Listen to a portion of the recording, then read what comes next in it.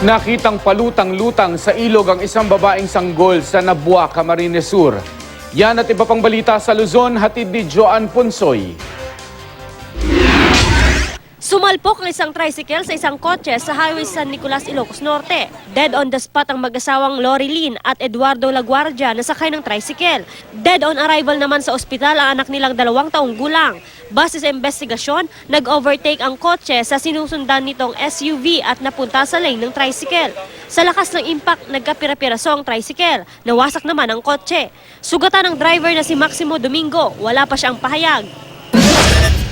Sa Binmalay, Pangasinan, na hit and run ang non-uniform personnel ng Pangasinan Police Provincial Office na si Edwin Tamayo. Galing daw noon sa Christmas party sa PPO ang biktima ng mabangga ng jeep ang minamaneho niyang tricycle. So, tumaob yung tricycle, ayun, nabali yung paanong inyupi. Wala namang ibang sakay, sir, yung tricycle? Wala siya lang.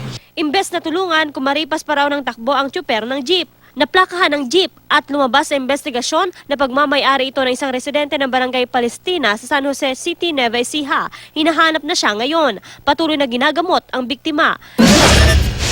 Nakitang palutang-lutang sa ilog sa Nabua, Camarines Sur ang isang patay na babaeng sanggol. Ayon sa pulisya, isang batang naliligo sa ilog ang nakakita sa sanggol na nakasiksik sa mga sanga ng puno sa gilid ng ilog. Nakakabit pa ang umbilical cord ng sanggol. Inaalam pa kung sino ang nagtapon nito. Inilibing na ang sanggol. Yan ang mga balita sa Luzon. Joan Punsoy reporting.